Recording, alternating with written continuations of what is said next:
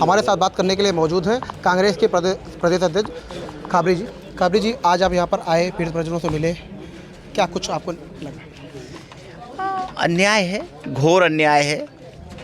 हमें नहीं पता था कि यही रामराज है। रामराज की बात करती ना ये सरकार, प्रदेश की सरकार रामराज की बात करती। मुझे नहीं पता था कि यही रामराज है कि दो माँ बेटी जिंदा जलें और रामराज हो। डीएम डांस करे, लेखपाल सीधा मुल्जिम है, एसडीएम सीधा मुल्जिम है। बच्चे ने बताया है, जो पीड़ित पक्ष है उसने बताया कि लेखपाल ने आग लगाई है, एसडीएम ने आदेश दिया है, डीएम डांस कर रही है और गांव के जो दबंग हैं वो पुलिस के साथ घूम रहे हैं। तो ये सब चीज़ें सरकार के संरक्षण में हैं। सरकार एसआईटी की गठन करके, एसआईटी गठन करने का मतलब है ये मामला फिर लंबे समय के लिए खटाई में चला गया। कब न्याय मिलेगा इन्हें, न्याय के लिए संघर्ष करेंगे। कांग्रेस इनके साथ खड़ी है। जो बुलडोजर अभी तक भूमाफियाओं के लिए इस्तेमाल किया जाता था उनका, लेकिन अब वही बुलडोजर गरीबों की जान ले रहा है। भाजपा का कोई भी चाहे किसी तरीके का पदाधिकारी हो, ये झूठ के अलावा और कुछ नहीं बोलते हैं। इनके पास झूठ का लाइसेंस है। कल कह रहे थे कि उन लोगों के खिलाफ चलेगा, आज वो गरीबों में चलने लगा। तो अब हम क्या कहेंगे? वायदा खिलाफी हुई ना, गरीबों के ऊपर बुलडोजर चल रहा, ये वायदा खिलाफी हुई। तो ये वायदा खिलाफी करने वाला झूठ सरकार है। ये 6 फरवरी से लेकर के 12 फरवरी तक कानपुर देहात महोत्सव चला, उसमें डीएम महोदया डांस कर रही हैं। वो डांस जरूरी था या फिर पीड़ित परिजनों की शिकायत सुनना? देखिए, ये सरकार का पैसा जो है, जिससे चाहे डांस करें चाहे कुछ करें, ये सरकारी धन का दुरुपयोग है। उस डांस से इन दो निरपराध महिलाओं की जो बच्ची और माँ की जला करके हत्या हुई है, ये सुनते ही सोचते दिमाग में उलझन होने लगती है।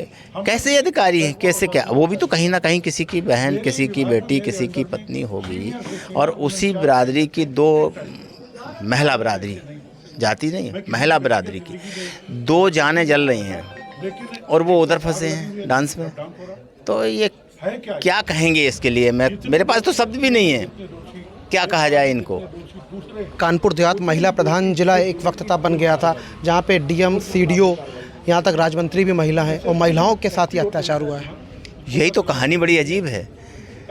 नीचे से लेकर ऊपर तक महिलाओं का राज, कलेक्टर भी, मंत्री भी, सारे के सारे में हैं और महिलाएं जल रही हैं। तो इससे और बड़ा क्या हो सकता है इस सरकार में? ये सरकार बिल्कुल प्रदेश को चलाने लायक नहीं है, फेल है। अभी तक उसने साइड में कब्जा कर रखा था, गांव के बीच में उसका मकान गिरा दिया गया। उसके बाद में खेत में एक छोटी सी झुग्गी झोपड़ी बना के रह रहा था, उसे गिरा दिया गया। लेकिन तालाबों पे जो कब्जा है, रोड किनारे बेहद कीमती ज़मीन पर, उन्हें अभी तक नहीं गिराया जा रहा है। जबकि प्रधानमंत्री जी ने हरित क्रांति के तहत 3 महीने के अंदर सभी तालाबों को कब्जामुक्त करने की बात कही थी। ये सरकार के किसी ना किसी नुमाइंदे का हिस्सा होगा, इसलिए नहीं गिराया जा रहा। सरकार के कोई ना कोई रिश्तेदार का हिस्सा होगा, नहीं गिराया जा रहा। तालाब पे अगर कब्जा है तो सरकार के किसी ना किसी रिश्तेदार का कब्जा होगा, तभी नहीं हटाया जा रहा। बाकी जनता का कब्जा होता तो अभी तक सब हटते ही जा रहे, हटाते ही जा रहे। ये भी तो वही काम है ना। ये अगर रिश्तेदार होते भाजपा के तो क्यों गिराते, क्यों लड़ाई होती, क्यों इनको बेघर किया जाता, क्यों 2 जाने जाती? तो आपको क्या लगता है ये एसआईटी की जो जाँच हो रही निष्पक्ष होगी? उम्मीद नहीं है। ये थे हमारे साथ कांग्रेस के प्रदेश अध्यक्ष ब्रजलाल खाबरी, जिनका साफ तौर पर कहना है कि जो जांच चल रही है ये किसी भी तरह से निष्पक्ष हो ही नहीं सकती, क्योंकि इसमें जब आला कमान स्वयं इसमें संरक्षण दे रहे हैं तो कहां से निष्पक्ष जांच हो पाएगी और कहां से पीड़ितों को इंसाफ मिल पाएगा। कानपुर देहात से प्रांजल मिश्रा, न्यूज़ 24।